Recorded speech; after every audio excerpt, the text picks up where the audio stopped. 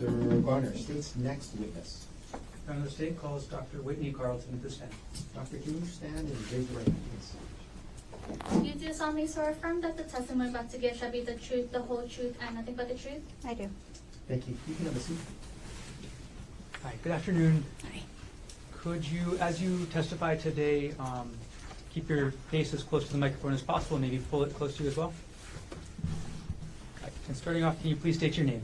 Whitney Carlton. And Ms. Carlton, what do you do? I'm an acute care surgeon. Okay. Is that a doctor? Yes. And where do you practice? I practice at Queens Medical Center. And how long have you been an acute care surgeon at Queens? 5.5 years. Are you licensed to practice medicine in the state of Hawaii? Yes. Are you board certified in any specialties? I'm board certified in general surgery and surgical critical care. What does it mean to be board certified in general? It means that the physician has voluntarily completed a rigorous set of standards set forth by the board. Generally means you've done training in residency, passed a number of comprehensive exams, and have a commitment to continuing education. And what does a board certification in general surgery mean? It means that you've completed all of those requirements with a specialty in general surgery. Maybe I should clarify this. What is general surgery? General surgery is a practice focused on surgery of the entire body, but focused mostly on the chest and the abdomen. And you mentioned a second board certification in, what was it? Surgical critical care. What is surgical critical care? It is an additional year of training that focuses on patients that are critically injured or critically ill, and it allows us to practice in the ICU. Can you describe your training in medicine generally? I graduated from the University of Maryland School of Medicine, and then I completed a general surgery residency, and then I came to Hawaii to complete advanced training in surgical critical care. And I'm currently assistant clinical professor of surgery at the Johnny Burns School of Medicine here in Hawaii, and I'm an active acute care surgeon at Queens. How long have you been teaching students from JABSOM? 6.5 years. Do you have any scientific publications? I have a few. Just approximate how many? Maybe 2 or 3, and as well as a couple of book chapters that are in press. At this point, the state would ask that pursuant to Rule 702, Dr. Carlton be qualified to provide opinion testimony in the field of medicine with with in surgery and surgical critical care. No objection to the doctor's qualifications. Thank you. Ladies and gentlemen of the jury, Dr. Carlton will be allowed to provide to you opinion testimony in the field of medicine with the specialty in general surgery and surgical critical care. You can proceed. Dr. Carlton, do you agree that all your opinions that you offer today in this case will be to a reasonable degree of medical certainty? Yes. Were you on duty at Queens Punch Bowl on March 24th, 2025? Yes, I was. On that date, were you part of something called the trauma team? Yes. Okay. What is the trauma team? The trauma team is basically all of the hospital personnel that respond to trauma activations or consults in which patients have some kind of accident or trauma that require immediate evaluation. I am the attending trauma surgeon when I'm on call for surgery or trauma surgery, so we lead the trauma team. And saying the word trauma a lot, in the medical field, in your specialty, what does trauma mean? Trauma is just any accident or mechanism of injury that a patient could come in with injuries. It's also bodily impact? Yes. Right. What type of cases do you get called in to help with as part of the trauma team? All kinds. So everything from like a trip and a fall to moped accidents, car accidents, assaults, gunshot wounds, stab wounds, all those kind of things. On March 24th, 2025, did you treat somebody named Ariel Konig? Yes, I did. Before you treat someone, do you obtain a patient history? Yes.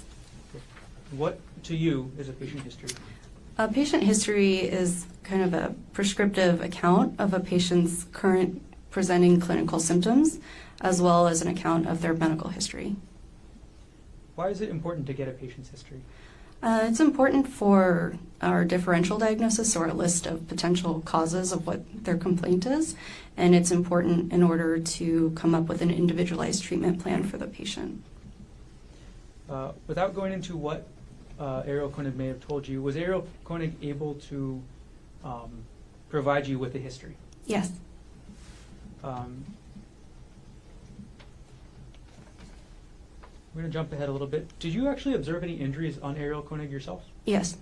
Okay. I'm going to walk through a couple photographs. I'm going to have you describe what injuries you observed, okay? Okay.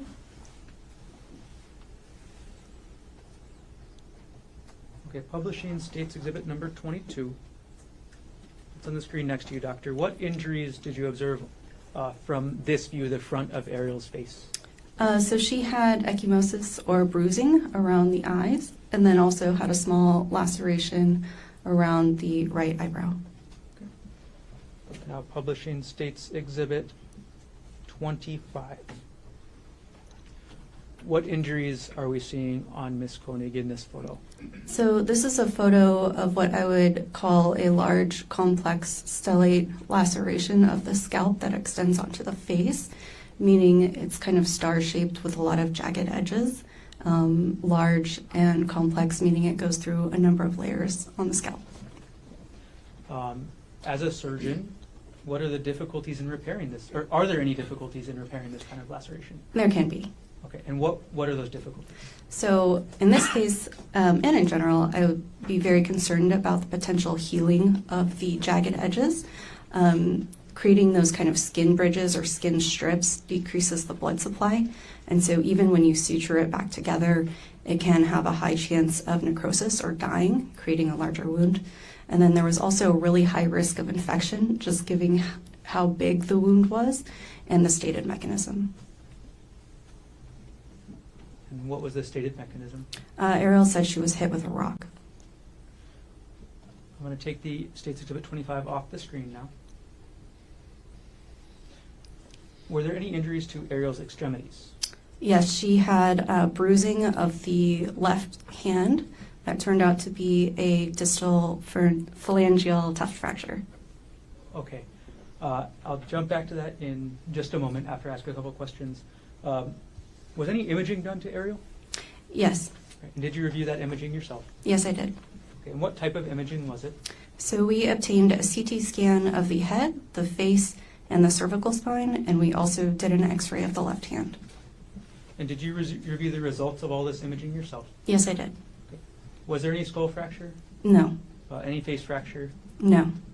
Any fractures to any other parts of Ariel's body? She did have the left thumb distal phalangeal tuft fracture. Okay. And then could you explain for us what the left thumb distal phalangeal tuft fracture is? It's basically a broken bone in the fingertip. When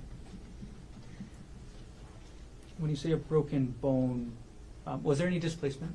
It was mildly displaced. And what does that mean? So bones are basically in a straight line, and so when you fracture it, you end up with at least two pieces. The alignment or the displacement is how much in a line that bone stays, or if it's displaced and out of line.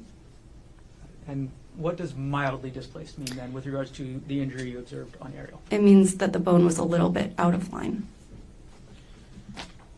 As a result of your examination, did you recommend any sort of treatment for Ariel? Yes, I did. And what did you recommend as the treatment? Well, she needed the large wound on her head washed out and cleaned and then repaired.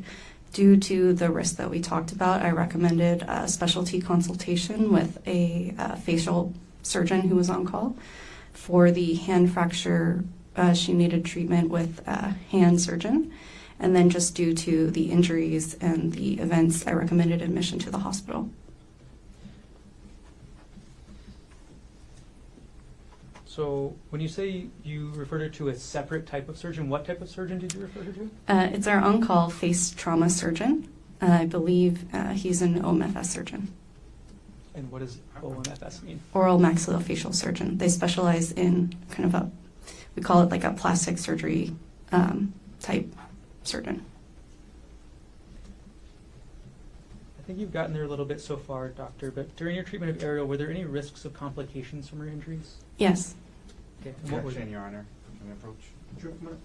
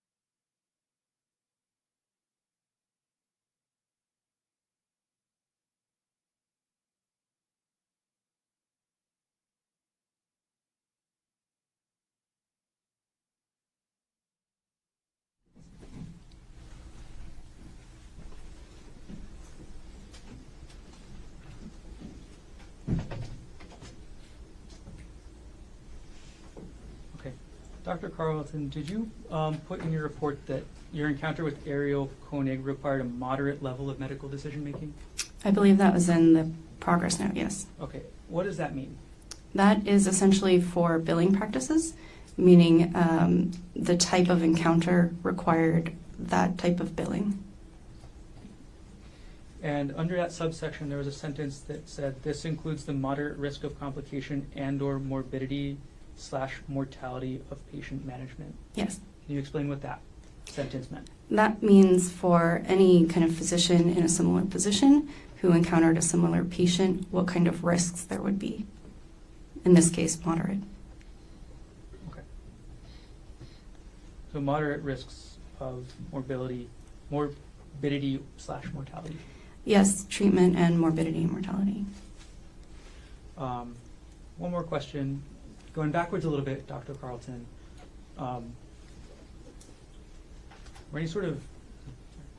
Why did you refer Ariel to a specialty face surgeon? Just due to the complexity of the laceration and my concerns about infection and potential wound healing, I thought it would be better for the wound and for her to have the specialty surgeon on board in case of complications from the fixation. Okay. And the fixation, just like regular stitches?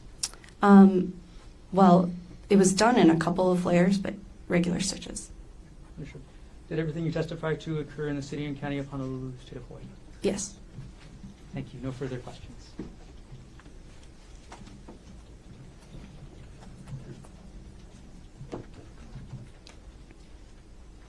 Cross-examination. Thank you.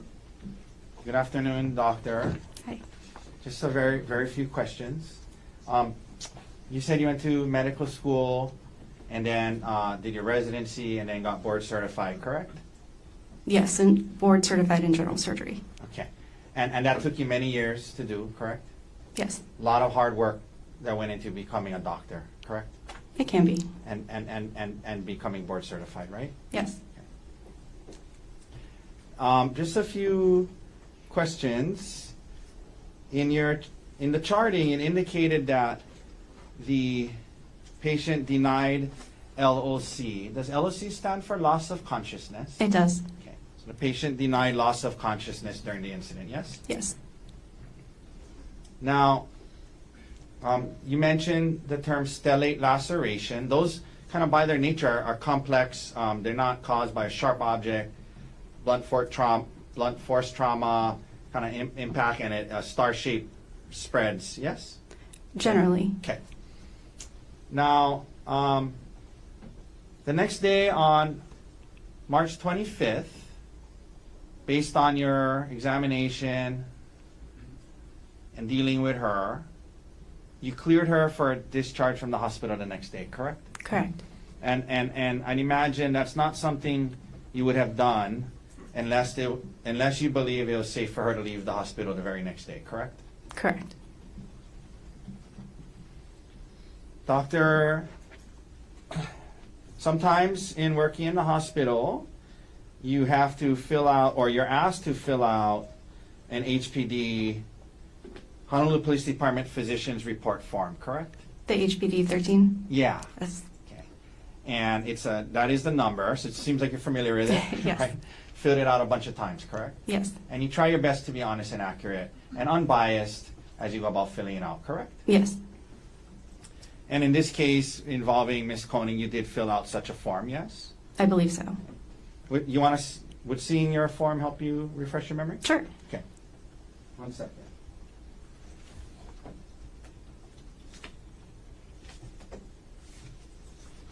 Your Honor, may I approach with D81? Yes. Doctor, do me a favor, just look through that, read it to yourself, and let me know when you're done. And I just have a couple questions, and then I'll be done.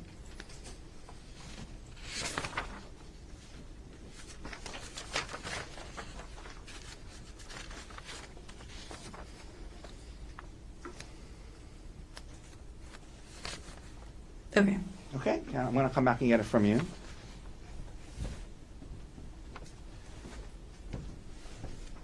Doctor, that is your signature on the second page, correct? Correct. In response to the question, did the injury cause a major avulsion, laceration, or penetration of the skin under substantial body injury? You checked yes, and that's because of the laceration on her scalp, correct? Correct. Okay. Did the injury cause a serious concussion? You checked no to that, correct? Correct. Did the injury cause a tearing, rupture, or corrosive damage of the esophagus, viscera, or other internal organs? You checked no to that, correct? Correct. What is a viscera? Viscera is an organ. Okay. Under the serious bodily injury portion, did the injury create a substantial risk of death? You checked the box no, correct? Correct. Will the injury cause any serious permanent disfigurement? You checked the box no, correct? Correct.